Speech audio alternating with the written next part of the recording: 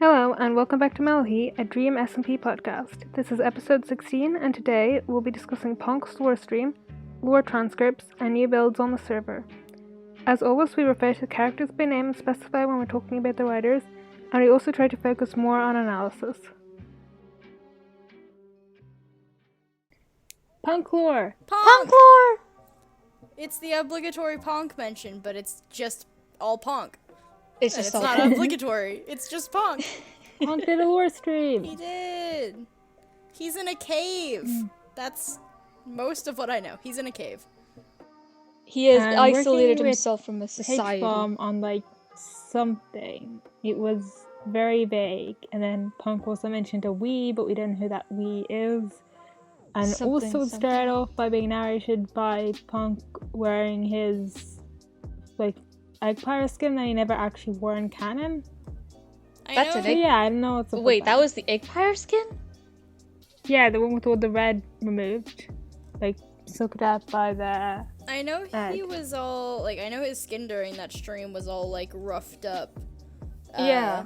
And shredded clothes, because then he was wearing it during an MCC practice later. Yeah. I find it really funny. Okay, wait. Which ones of us have watched the stream? I have watched the stream. I haven't gotten a chance to, but I really want to. It's pretty short. It's only 20 minutes, I think. Yeah. Oh, nice. I'll have to watch it as soon as possible then. He's just in a cave, and then he talks to H-bomb for a bit, and then talks a bit more after H-bomb leaves, and that's it. Mm-hmm. There's there's the bit at the start with K and the bee. Yeah. I don't actually remember that part very well. And then the weird flashback with Quackity. Yeah. That might just be random or might be relevant with the whole something about XD being able to bring people back to life, I think. I mean, that would make sense. If XD could, that is. Because XD is definitely connected to the revival book in some way. Yeah. I'm still skeptical about that connection, but okay. Well, we know at least when you revive somebody, he's aware of it. Yeah, that's true. So he does connect it somehow. I feel like we need more information to really establish a solid connection between the two, because like you said, he could have just... He might just be aware of stuff that happens in the server in general. True. And so something like reviving a living person sets off a glitch and alerts him.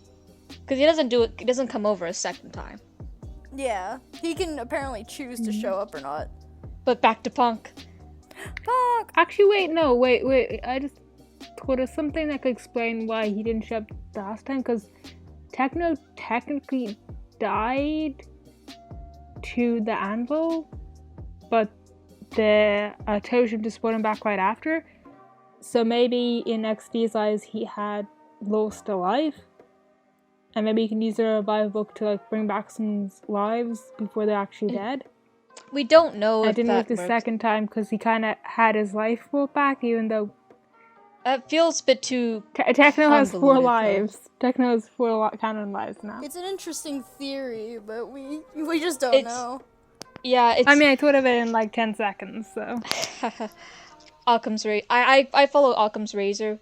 If there's too many moving pieces, it's unlikely that it's gonna be the quote-unquote correct one or most likely one. Because there's just too many stuff that needs to happen or that needs to work that certain way. Alright. Either way, we just don't have enough information to really come to a solid conclusion. XD, just like Dream, is an enigma, and we will not know until we get lore. Also, Sam is building something that apparently could contain XD. Yeah. We don't know if he's just joking about that though, or if that's the actual goal. Yeah, and then there's whatever Foolish is building, which is... It's a Catmaid prison. He said it's a Catmaid prison? He's a Catmaid prison for Catmaids. That looks cool though. Definitely looks cool. It looks so cool. That's some dark castle type thing. Yeah. No Catmaids are safe. Ant Frost is a target. H-bomb is a target. He has snapped, guys. Okay, I don't know. Okay, so was this just going back to Ponk, was this just like people making jokes, or was there actually something about like salt pillars or something in his cave? Oh, there was they mentioned salt right pillars. at the end. I think 13 pillars of salt. Yeah, right at the beginning. No, I think it was right at the end. I just thought it was somewhere in there. It was one of the points when she was just talking to herself. Well, yeah, but she talks to herself in the beginning too. Yes, I think that's our confusion, because I remember it happening when she's talking to herself at the end, and you'll remember when it happened when she's talking to herself at the start. It's what happens it's all in one cave, because Ponk isn't going outside.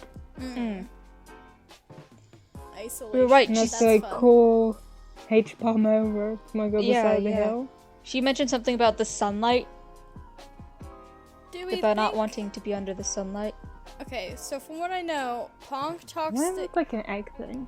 Yeah, okay, so that's what I'm wondering. So what we know, or what I know, is that Ponk talks to H-bomb, offers to pay H-bomb netherite blocks, which I don't... Is Ponk rich? I didn't think Ponk was rich, but maybe he is. I mean, Punk's been on the server from very early on. Yeah, but he dies a lot, doesn't he? He offered netherite blocks, and then H-bomb was like, hey, can I have your sticky pistons instead? Oh, well, okay. Ponk said you can have one. Farm, so I'm just, so I'm just kind of curious if Ponk is... Because you also said that Ponk only refers to themselves as we, right? There's no, like, calling themselves I, it's just we. No, at a certain point when talking to H-bomb, Ponk says we. Yeah. And H-bomb's like, wait, who's we? Oh. Very valid reaction. I'm just curious if it's not something egg-related. God, if only, but I don't think it's egg-related. But I want the egg lore back! Same. I need egg lore. You all missed the egg. The egg was cool. Bring back the egg. This is a formal petition to bring back egg lore. I'm an egg apologist. That is not a joke. It's just doing its own thing. It's not its food. It has to eat people's lives to hatch. It's just how it is. Yeah, it's not. It doesn't work off of human morality. Leave it alone. It's just a pretty egg thing. It can't be good or evil. It's bold just of egg. you to measure its morality based off of human beliefs. Yeah, guys. Don't you know? The egg's something other. The egg doesn't count. I find it funny though that the moment a character goes into isolation, their clothes, they just come out of it with ripped clothes. We're gonna get more techno lore, and his clothes are just gonna be ripped. Just randomly. And Doom's gonna be like, geez, you sure fell over a lot and ripped your clothes on the floor, on the obsidian. It's more of a headcanon or a theory or something, but I like the idea that a character's like clothes and stuff because apparently because of what Tommy said one time, changing skins is something that people can canonically do in the server. It's an interesting concept to me, or just like a theory or a headcanon that a character's like clothes and the way that they look is a reflection of their mental state. Rather than actual wear and tear sort of their clothing, although it can be that too, because like then with like Exile you have Tommy's clothing getting more and more ripped up and terrible and him looking worse and worse as he like degrades mentally and then sort of like building his way back up, or with like Ponk's clothing being ripped. I know that's not how it works, but I like the concept of it at least. Because it also, that one stream where Ghostbird dies and Tommy just goes, and when Dream leaves and Tommy just goes, he's changing skins, why would he change skins right now? It's just got me like permanently like, so how does that work in lore terms? Do they just fall unconscious and wake up in a new skin? Yeah, I'm like, how does that work in terms, like, Minecraft mechanics in the terms of the SMP remain completely confusing all of the time. When Bad does the whole reveal thing and he's still controlled by the egg, he just like falls unconscious for a second, and when he wakes up, he's in his egg player outfit. It's just, Battle logging?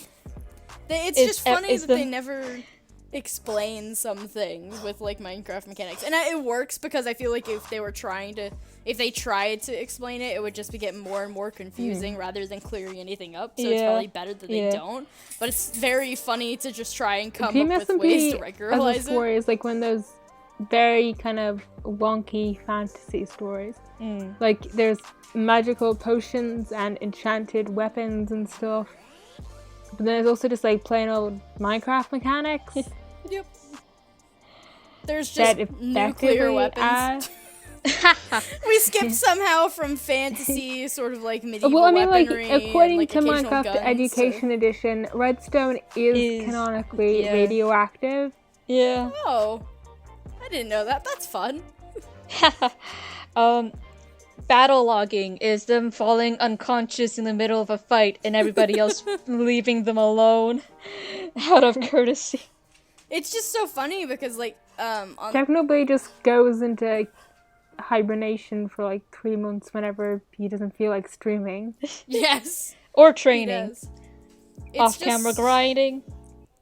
Despite what Quackity says about letting Foolish die, that wasn't actually the case. They were just late because they had to get Techno to wake up. I just think it's funny that, like, you can come up with, like, these weird... The fact that, the way the SMP plays out is that, like, when they're role-playing, it feels like everyone lives inside this world. This world is, like, where their lives end and begin. But then sometimes when they just, like, incorporate, like, Minecraft mechanics and do random shit, it's like, no, these are people literally just playing a game, and that is the world, but they're taking it super seriously. That's somehow very funny to me. It's just like Tommy is treating this Minecraft server as the life or death. If this happens, then his actual real life is ruined forever. And it's really silly to me. But it's very funny to just try and think of different ways that the Minecraft mechanics work into, you know, like making a complete world. And it's really interesting to see like fan content and like people like writing fanfics and stuff being like, yes, this is how this works. Don't question it. I think that's a problem I think Leo's talked about with the transcript account. Is that you kind of have to transcribe Minecraft actions, like punching someone, into something that makes sense as something a real person would do, like putting their hand on the shoulder or doing a high five or something. Yeah.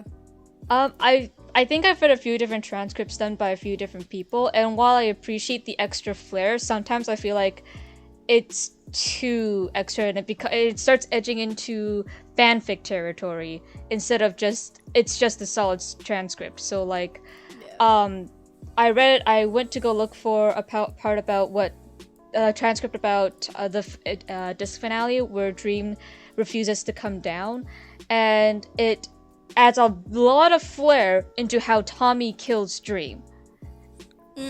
And that kind of made me go like, eh. On the other hand, you have other transcripts of like Dream and Techno in the prison, and then you have Techno closing in on Dream, interpreted as Techno hugging Dream. Yeah. Which it could be that, because Dream does say personal space. Yeah. And tries to run away. So I think it might have been it could be interpreted as like a one-armed hug and stuff.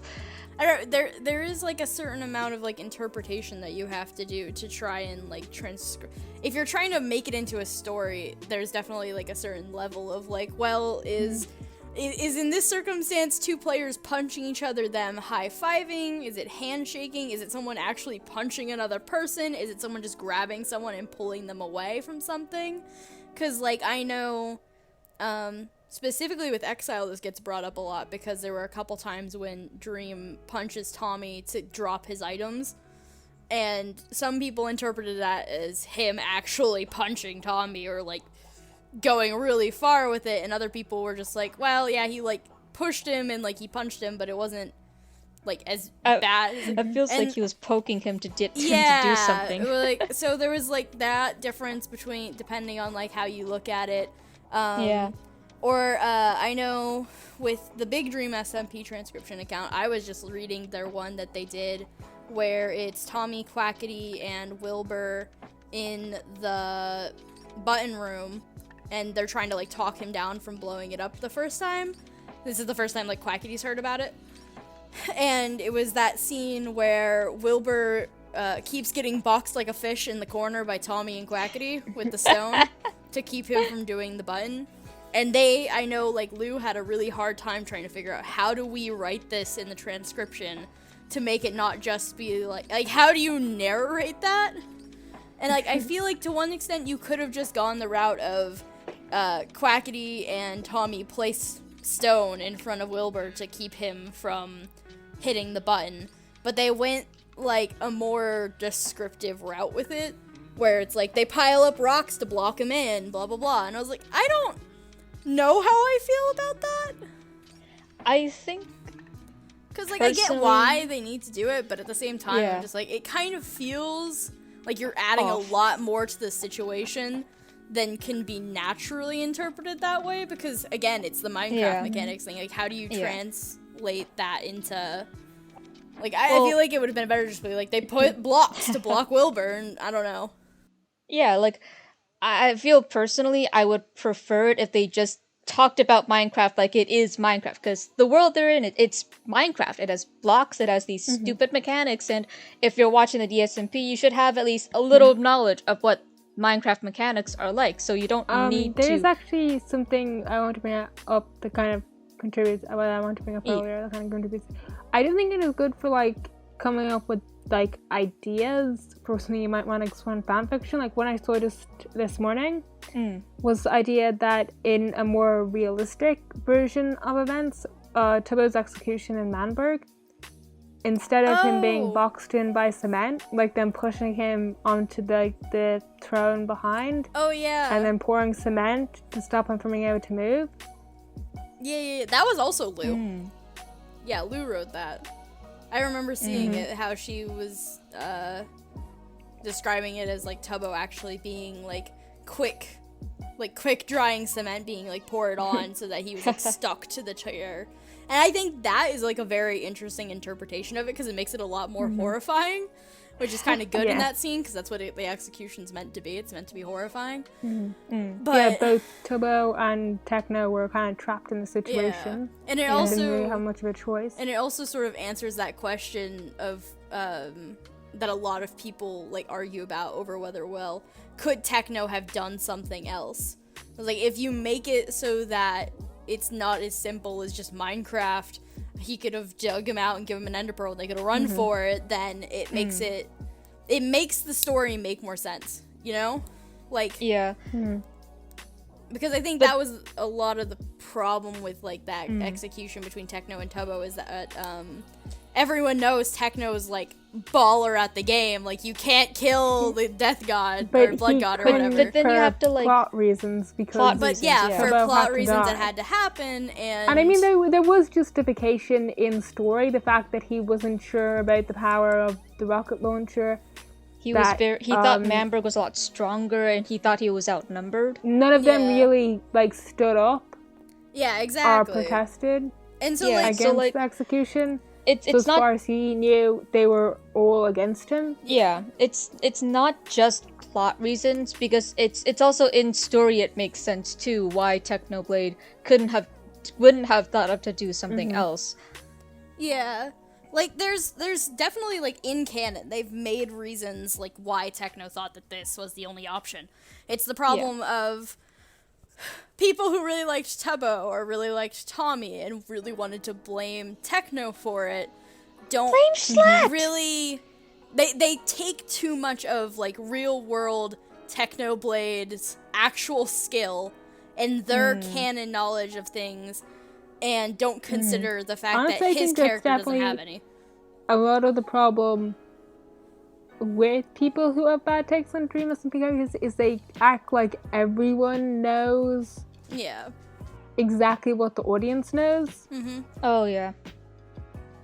The number of times I've seen people talk about Dream knows everything and absolutely everything.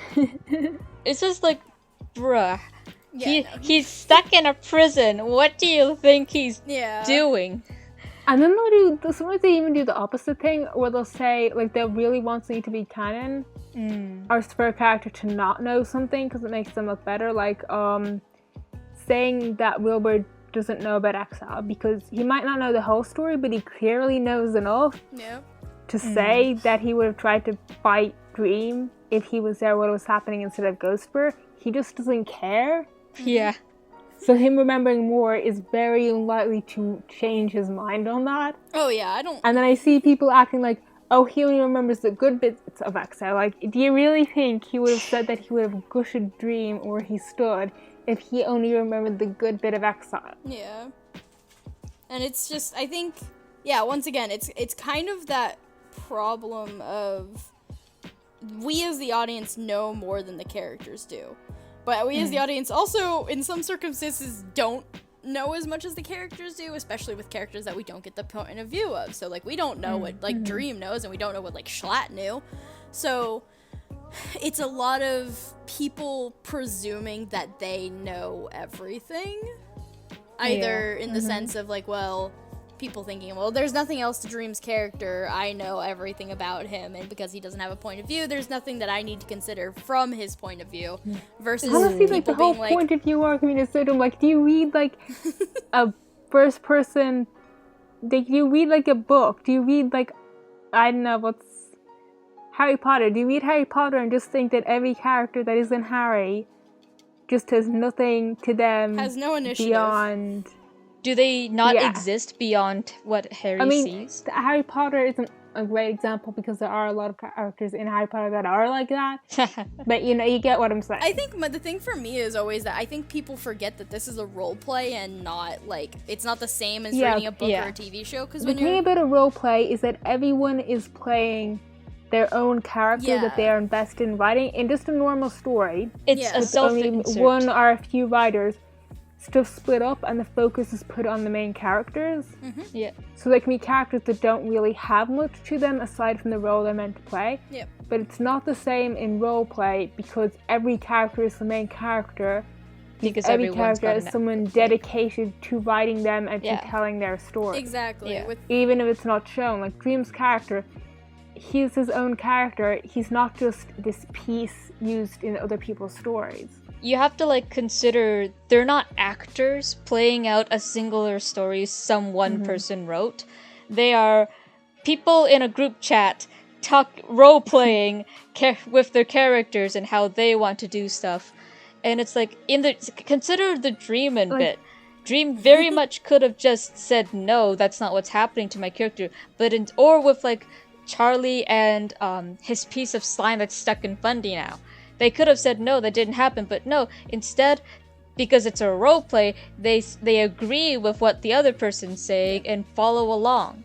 It's yes and. It's I not... think, like, the thing about Dream SMP is you can look at pretty much every character, except I suppose some of the more one-off characters. And they could be the protagonist of their own story. Like, you could write a book about that's just like getting their story. Yep. And it's not the same. Like, you could write like Nikki's point of view as her own narrative, and that would work completely fine. Yeah. It's just that everything on the SMP is on a 1-to-1 scale. So Dream is writing his own character with input from others, but it's still primarily him. And when it comes to acting, he's the one who can make things up on the fly. That he's like, okay, well, this is what my character would do. It's on a 1-to-1 scale. With TV shows and media and stuff, you usually have either one writer or a team of writers who are in charge of covering everything and everyone. It's not a 1-to-1 where it's like one person is in charge of one character. The only exception to that in the SMP is like a few things. Like the egg is technically an NPC, but even then it's like it got input from a lot of people. Yeah, it's bad, but then like you have like Ponk and everyone like working together to make it happen and do what is needed for it. Like that's an NPC. Schlatt's kind of an NPC because we never get his point of view, and he only kind of showed up for the one arc and then disappeared. I mean, if he came back, I could see him becoming like a more rounded character with us seeing more of him, and he does have some interesting concepts like behind him that could make a really interesting character with some more development. Yeah. It's just Schlatt's character was clearly brought in to play a certain role. And yes, a lot of it was improv, but like he was very clearly like, we want you to do this, and they were like, he was like, okay, yeah, sure, I don't care. Like that's how his death came about. Was like he went into the group chat and it was like, and they were like, okay, well, what am I doing today? Oh, I'm dying. Gotcha. All right, great. So like he's more of like a team written character than like Dream is or Tommy is.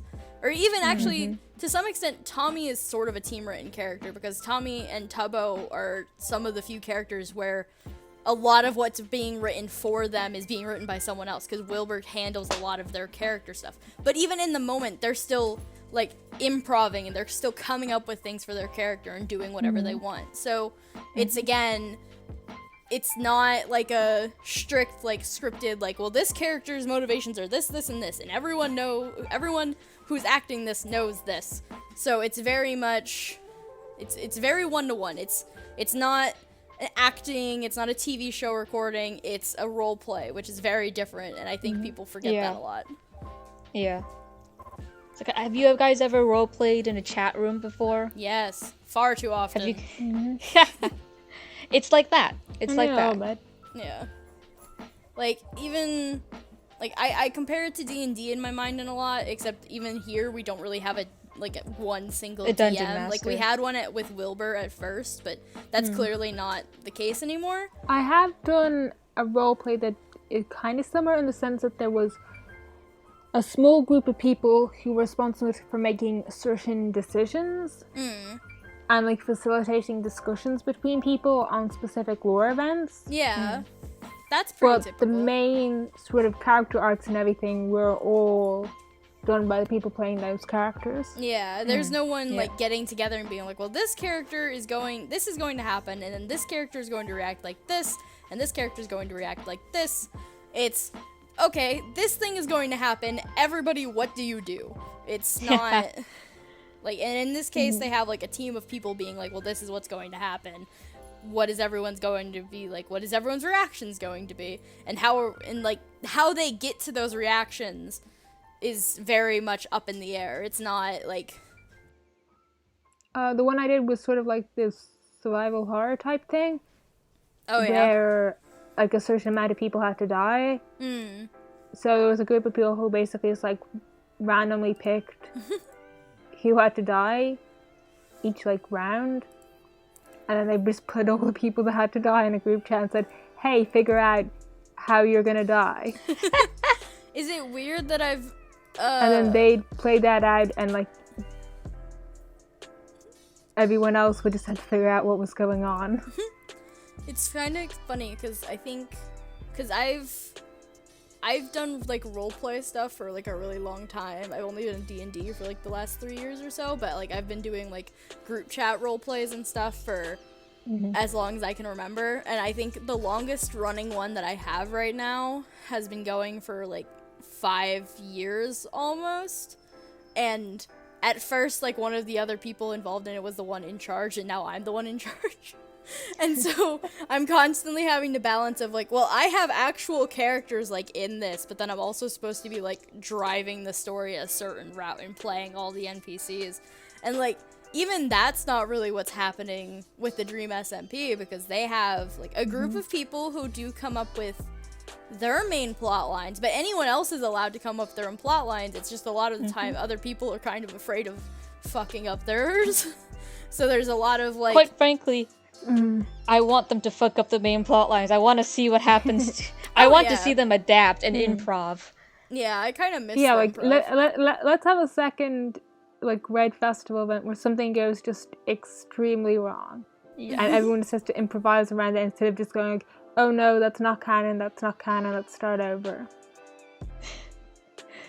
I don't know, it's very fun to me to witness the way that they do things. I will say, like, at this point, I honestly don't care if they go for, like, these highly, or I should say, I don't care if the Tommy, Dream, Wilbur, like, that group of role players on the server go for, like, these high production, like, super serious things.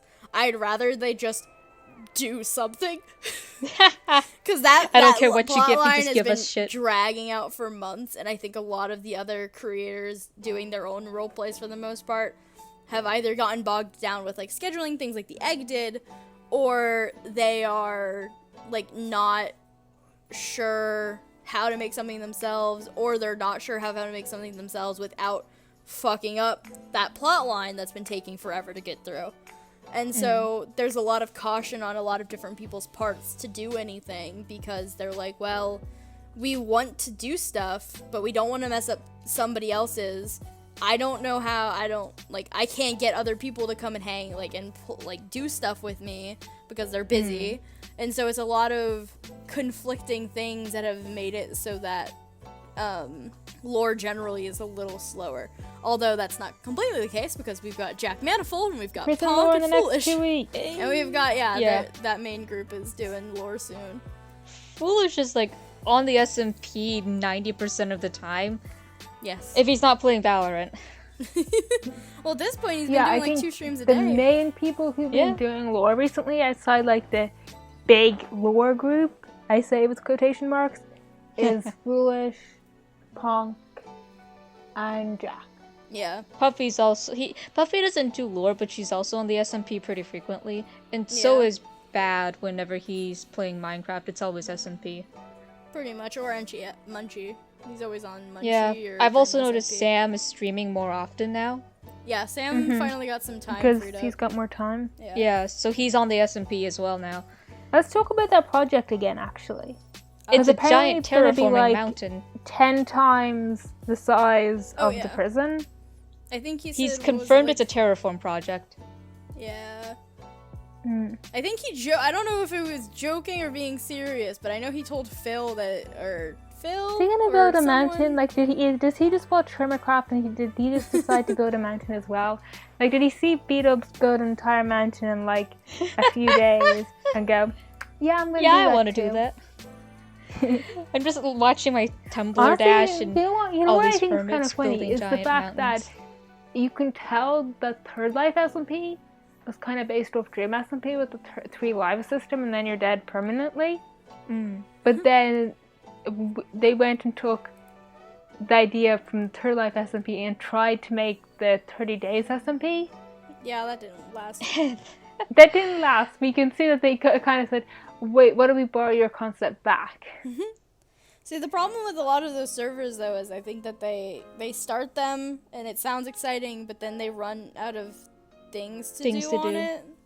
Like, I have that problem myself with, like, doing, like, Minecraft worlds, is, like, I play for a little bit, and then I'm like, well, I don't know what I should be doing right now, I'm kind of bored, and then I just stop playing it, and I think that's the problem with a lot of, like, SMPs, is that some people go into it with the intention of, oh, let's do, you either have to go into it, I should say, with, like, a hardcore intention of what you're going to do. Like, that's why the Bear SMP is working really well right now, is because they know what their story is, and, like, they're working on the lore, and so a bunch of people are active, and, like, they're building. And, like... for another one that's going on at the moment, Empire's SMP. Oh, yeah. That is large focus on building, but they've also got a bit of lore going on that I should really catch up on. I think that's kind of the strategy, is a lot of the SMPs that I see that are popping up that are really working are the ones, like, they have lore, they have a story, they have something for people to be doing, though, in the in the terms of, like, building. Just like to get back to Third Life, I find it really interesting that basically turned into accidental roleplay. Like, I think they definitely went into Third Life with intention to just do pretty much the same thing they do in Hermitcraft, which is just like very casual sort of roleplay and building and stuff. I just see. And then just immediately went into this like survival and angst and betrayals. On my and Tumblr drama. dash, my mutuals just crying over Third Life and everything that happened in Third Life as they're watching. It was very funny. It's almost autumn, and season 2 is meant to come out in autumn. I'm still hoping for Technoblade to be in. Like, I know it's really unlikely, but it would also be really fun. Also would force him to make weekly videos, so. Apparently an update on Sam's giant project. Apparently the giant ocean gap between the shore and his little vacation island, he wants to fill in completely, is the idea. What is he making? I have no idea. Isn't his vacation island incredibly so maybe close some to kind of Loxodshire? artificial island? It's in the same direction as Loxodshire. I think it's a little bit It's close enough that he can try it over in a few minutes. it's like on the other side of the it's close to the prison. I know that. It's pretty close to the prison and sort of like Lamanberg was. Mm-hmm. It's fairly close to Loxodshire, but there's still a bit of a distance in between. It's closer. I think it's closer to Loxodshire than it is to the prison because again, he tridented over to Loxodshire in like just a few minutes. Yeah, they're very close. It's all sort of in the same And I think he direction accidentally area. linked a portal as well. Probably. Mm-hmm. So yeah, I don't know what's up with that. Maybe he's trying to make some sort of artificial island or mountain or something. Yep, and then we got Foolish building whatever he's building, which It's a it sounded Catmaid prison. like I don't know. It's so hard to tell. Maybe it's some kind of lore thing? It's a prison for Catmaids. He said it. All jail to all Catmaids. None But shall I survive. mean like No lore mercy. as in like the past of his character? Like maybe it's related to that somehow? Maybe. Or maybe he just wanted to build something that looked cool. Maybe. Who knows? Maybe. You never know. I am of the opinion that it's much more funny if we just have Foolish who has been traumatized by H-bomb. Yeah, that is fair. That's really funny. H-bomb left that much of a scar on his mind. That's just canon now. It's canon. Hi guys, enjoying the episode so far? I certainly hope so, because I'm here to interrupt it with what is obviously your favorite segment of any and every episode, the Mellohi Spotlight. As always, this Spotlight section is our way of bringing more of the content creators in the Dream SMP and Minecraft YouTuber fandom to your attention, no matter what kind of content they create. We know that a big part of what makes our fandom so unique is that there are so many talented guys, gals, and non-binary pals who create wonderful content to bring the world of the Dream SMP to life, beyond just a simple block game. I know I say this almost every time, but our Spotlight creator this week is also a personal favorite of mine. I am proud to introduce you all to KSD Design, otherwise known as G or KSD_. If you've been around the fandom for a bit, I can almost guarantee that you've come across something that G has made before. She has a really adorable sort of chibi cartoon art style that's just super cute and always puts me in a positive mood. While a lot of their art is based around the Dream Team, she's also done amazing art of Rambu, Krinios, Carl, and others. All of her drawings are either super funny or super wholesome. So if you need a positive pick-me-up in your day, then you should definitely be checking out G at KSD_ESIGN on Twitter. Before we get back to the episode, if you have any content creators that you think deserve the spotlight, make sure to let us know by either dropping a comment below or hitting us up on Twitter. The more amazing content creators you share with us, the more amazing content creators we can share with everyone else. Catch you all next time, enjoy the rest of the episode, and bye! We have an entire other lore stream that we haven't talked about yet. Jack Manifold. Oh yeah, I Jack. couldn't catch them. I'm so sad. He's New also Manifold Land. New Manifold Land. He's also going off into a cave. Oh This seems god, to be what a is it trend. with characters? What is it with characters and self-isolating? They're being responsible with COVID. When you think about it, though, there's like a whole track record of this happening. Because, like, I think the funny thing. Well, okay, so we've got Jack Manifold going off to live in Manifold Land by himself, which also seems to start with him living a humble life in his cave. Ponk has gone off to live in a cave. My dog is barking.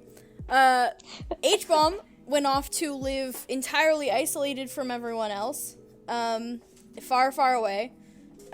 Nikki went far, far away to create a underground city of safety.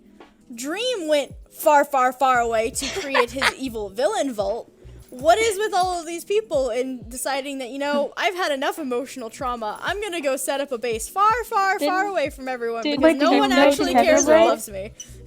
Because Techno did that at the end of season 1. Techno went off.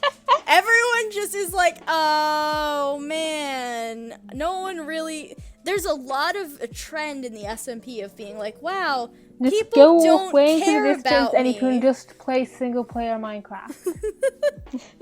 Well, I love that, like, a lot of the reasoning behind people's, like, reasons for doing it, like Fundy goes off and lives by himself in the middle of the woods, and, like, Jack does it, and Nikki does it, and Ponk does it, and H-Bomb does it, and a lot of the reason they do it is because they all come to the same mindset of, no one actually cares about me. Why am I sticking around just to get hurt over and over and over again when no one actually cares about me or what's wrong with me or like what my problems are? They all just care about themselves, and them caring about themselves is what's ruining my life. I'm leaving. Because it started with H-Bomb. H-Bomb's the one... Well, okay, technically I guess it started with Techno, but H-Bomb is, I think, the first person I actually saw who had a character, like, moment of being, like, no one here on the server knows who I am, no one cares, and that was right after the disc finale, I think, because he came back to his home in Aerith's castle, and Tommy had left a sign saying, sorry Aerith, borrowing these things, probably won't get them back, going off to fight Dream and probably die. And H-Bomb was like, this isn't even Aerith's stuff. This is my room. This is all of my stuff. No one even knows that I live here. That's how little people value my presence. Why am I here? I'm leaving. And the only one he really tells or talks to about it is Nikki. And then he goes off and he has Foolish bailed him a mansion in the middle of nowhere by a village. And it's just this trend of, I think it's like a component of this whole trend with the SMP of like violence begots violence. And the whole, like, someone does something wrong, someone does something back to them, someone does something wrong, we go over and over and over again. It's just people hurting people over and over again. And no one taking the time to think of other people seriously.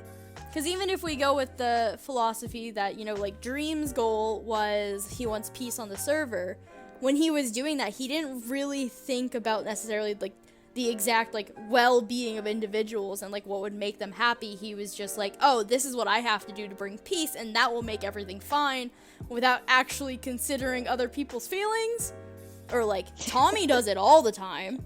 Tubbo gets dragged along with Tommy, even though he tries. Rambu's too much of a chocolate eclair backbone to really do anything. Techno and Phil think that they know what will bring positivity and happiness to the server in the fact that they get rid of the government, and then they don't really do anything after that to help. The only few people that I've seen like sort of try and break out of that is Nikki, who's joined the syndicate to keep something like that happening again, but has also made her underground city, which is supposed to be a place where people can go and just have peace and live together as a community and cooperate. And so it's just a lot of people on the server being selfish and having a hard time empathizing with others. And it's kind of the whole theme of the entire SMP when you really think about it. There's my rant about how everyone in the SMP is terrible and needs to talk to each other. Somebody get them a therapist. I think around the time the torture arc thing started, I came up with this concept that I called the Hermitcraft Therapy Au.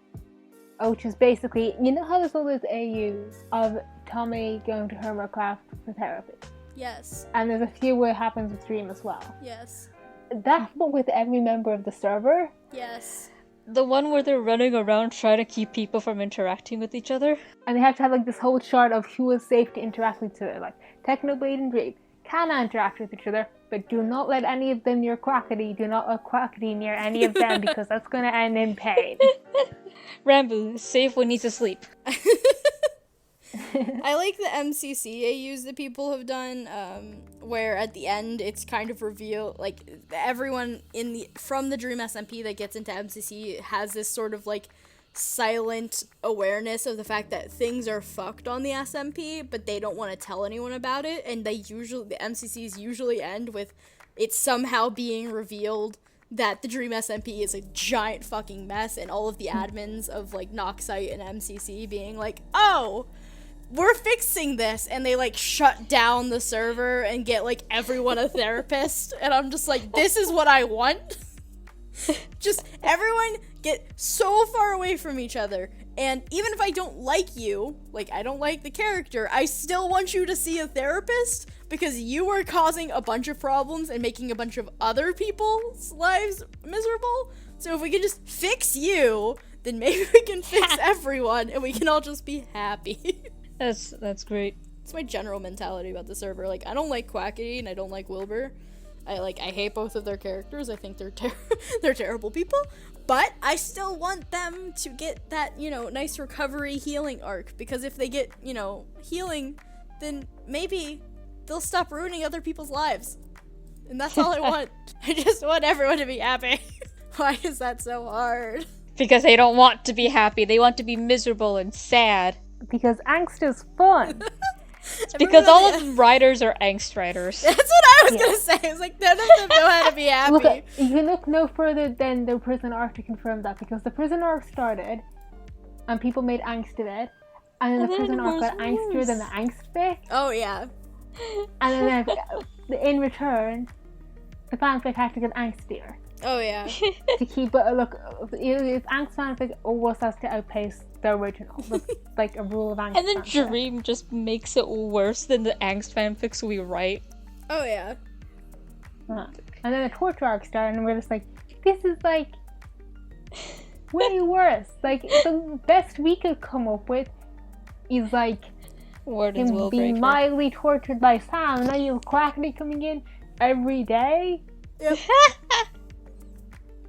We were all like, oh, we're making this so dark, and like, we were talking. I was like, God damn it, we gotta make it worse.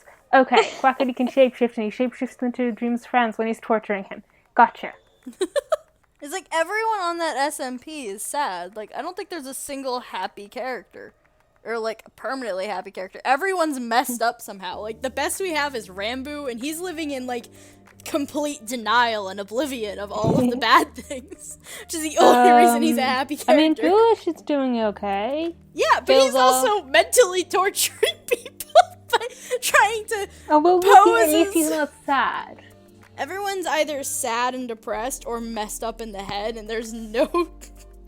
and there's sometimes they're else. both. Yeah, or they're, like, deeply both, and it's terrible. Like Wilbur. Ponk. We started with Ponk, we're ending with Ponk. So, something I've noticed, H-Bomb mentions the turtle helmet Ponk gives him is like, whoa, what the fuck, this is super OP. And I managed to, like, find not a screenshot, but I managed to find a point where I could pause it and see what enchantments it had, and that's a maxed out turtle helmet. Really? Yeah, maxed out completely. I wonder where he got it. Unbreaking, water breathing, I know Ponk's affinity. on the server all the time, so he could probably just get it himself, like after a little bit of grinding. But yeah, and if you like, you said he was offering netherite blocks. Yeah. Consider, where did the Egg Pyre get netherite blocks to try and pay purple from? Ponk is the sugar daddy for the Egg Pyre? Canon confirmed? Canon confirmed. Ponk is single-handedly fueling the Egg Pyre's pyramid scheme? And there's also that hole that H-Bomb looked down, but then Ponk's like, don't go down there. Don't look down there. I feel like and he fills in all the other holes, but he leaves that one and it's covered with vines, so you could go up and down it. And he leaves that one alone, which means there's something, and it goes down pretty far. There's something down there that he doesn't want, that they don't want to show us. I feel like it's egg stuff, or it's like Ponk's like secret room of OP shit that he's using and planning to do some. Actually, wait! I just realized there's another aspect of Ponk lore we haven't talked about. Him and Foolish had a full like falling out. Oh yeah. I thought that was common knowledge by now, but I suppose people who don't watch Ponk don't know about it. Which is our reminder to everyone to always watch Ponk, because Ponk is amazing. Especially if you're European, because he streams at a normal time for you guys. For us. Wasn't the reason that Ponk had a falling out with Foolish is because he didn't want to give up on Sam? It's because Foolish and Sam had a date. Oh, is that why? Yes. Because it sounded like Foolish was kind of saying, like, Ponk's bad for you, or not Ponk, Sam's bad for you. He literally cut off your arm. And Ponk was like, no! No, it could have also been that, but I think it's a combination of both, because Punk's been like telling Foolish all his plans about wanting to kill Sam. Mm-hmm. And he's like, "You're gonna help me kill Sam, right?" And Foolish like, But then, so Punk knows that Foolish knows that how much he really hates Sam, and also really loves him. And then he hears that Sam and Foolish went on a fucking date together. Yeah, I'd be kind of notably upset about that. Foolish I mean, has been that's the playing same both reason sides. he broke up with Sam in the first place, right? Like, it wasn't just the torture stuff. Before I hate was that fact that's the boundary. It's not that he, tortured me or cut off my arm. No, I think it that... happened before the torture stuff. Oh. And the torture stuff happened after, because Punk wanted to get back at Sam for going on a date with the chess lady. Oh, I think. yeah, the one It of was the a while. Botez's. It was months ago. I don't remember details. Yeah, one so of the he Botez's. stole the key cards, and that's how we get torture. God, Sam, Stole the key cards, what the hell? got murdered, lost a fucking canon life, then he got tortured, and then he lost his arm. For useless cards! Sam. That is a toxic relationship right there, you two. You guys need to not be around each other. The only healthy relationship Sam has anymore is with his dog. True. Which, I mean, isn't a dog really all you need? Except he's also keeping the dog locked in an obsidian box in his base at all times. I mean, considering the average lifespan of pets on the server. I mean, yeah, it's not like an unfair precaution. Fran is either the oldest or one of the oldest pets on the server. I think she's the oldest, because she was one of the dogs that was around at the beginning of the server when, like, Dream still had pets. And, like, Sapnap and Dream and Fran were all kept in the community house. And Fran's the only one that survived. So I think she's officially the oldest pet. Okay, so we're a bit low on time, so let's try and give, like, a proper ending this time. Yes. Because we're not great at those. Yes. It's a bit rough every time. Concluding statement. Everyone on the server needs therapy. That kind of Ponk. is... Yeah, watch Ponk. Watch Foolish. Watch Foolish. The Sam Ponk Foolish relationship. Watch Third Life. Relationship I'd recommend mess starting is with either Grian or Scar's point of view, but then based on what you see, choose point of views to watch. Personally, I like Tanga's point of view and also Smager's. But I haven't gone around to watching anyone from the Red Army point of view yet. I'll probably get around to it at some point, but they're cool as well. Full on advertising, eh? Full on advertisement. Mm-hmm. We're gonna plug that Third Life SMP. Like, if you like Dream SMP, but you find Hermitcraft a bit boring because it's more building focused, you'll probably like Third Life. Yes, so let's see. So watch Third Life, watch Ponk, watch Foolish, watch Sam too, because he's the warden and he's a very sweet guy when he's not chopping people's arms off in character. Makes me fucking wonder if when he's in character and when he's not in character, like, is he when he's chatting, is that out of character Sam talking to us, or is that in character Sam just repressing all of his trauma as the warden? Oh, you know what? That's the final statement of this. I mean, it's better than people saying that, like, Sam and the warden are different characters, because that was a thing. I thought so, and then I realized, like, no, because he was also playing Sam Nook as a different character. Yeah, I think the reason that thing is a thing is just because people were thrown off by how different he acted. Anyway, end of the episode. No more rambling. We've tried to do a good ending. We're gonna ruin it. Final statement. Everything on the SMP is trauma. Everyone has been traumatized, and everyone needs deep amounts of therapy. That's it. Bye. Bye. Well, thanks for listening to the 16th episode of Mellohi, and we hope you enjoyed it. If there's any topic you'd like to hear us discuss, feel free to leave a comment or find us on Twitter at Mellohi Podcast, where you can ask us questions or just get updates about new episodes. See you next time!